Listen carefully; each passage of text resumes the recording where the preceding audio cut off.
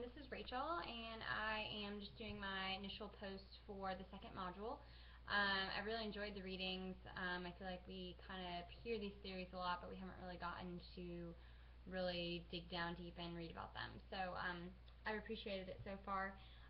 The first thing I want to talk about, that theory that I think I relate to quite a bit is Baxter-Magolda's theory of self-authorship. So self-authorship is kind of just this idea that you pretty much author your life. So you're making decisions, you're deciding what's right for you, you're kind of navigating your thoughts and opinions, and hopefully that's done without kind of these external forces.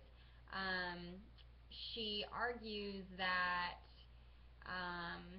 college is not always the best place for this to happen, and that sometimes students struggle with this, especially in the second year, when trying to make like large decisions like major and kind of trying to understand, you know, college and why you came. So she talks about 4 phases in the journey towards self-authorship, and as I was reading, I kind of after every section, I kind of thought to myself, kind of these aha moments that I had during each phase. So I just kind of wanted to relate it to that. So the first is following formulas, which is kind of the phase that typically that's when young adults follow the plans laid out for them by external authorities. So for me, I think about that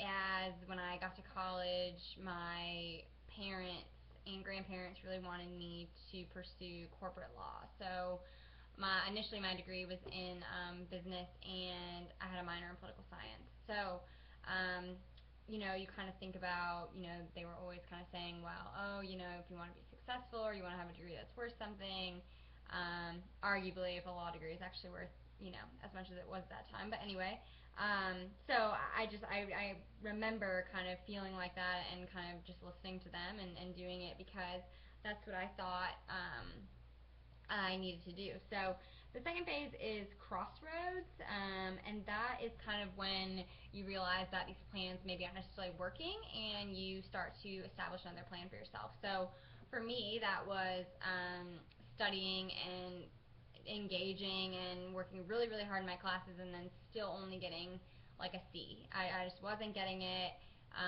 So I switched my I dropped the business major, and I took a political science, moved the political science from minor to major, and then also picked up criminal justice. So I think I kind of started to try to figure out what I wanted to do or what I thought I wanted to do, and you know, and becoming my own beliefs as opposed to what I thought I should be doing because that's what my parents wanted me to do.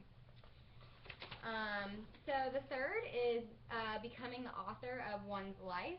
And this focuses on, this is when you have the ability to choose your beliefs, and you have the ability to stand up for them, even when you have opposing viewpoints. So you also develop a strong self-concept. So I think for me it was, you know, political science, granted probably not the most, I don't know what the word is, degree, but not the most useful maybe.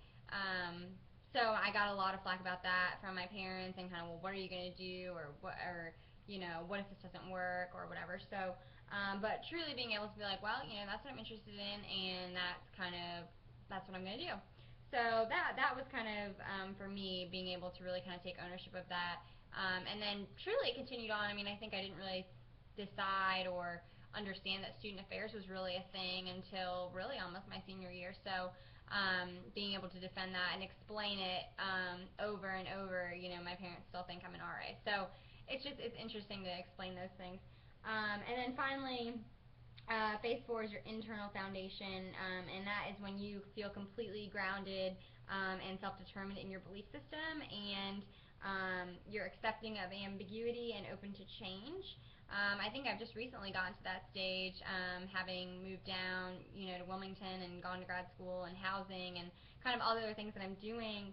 I don't think I was as open to change before that, so it's been helpful to kind of be able to look at these phases and relate to them. So I really enjoyed the module, and I'm looking forward to hearing what you all have to say.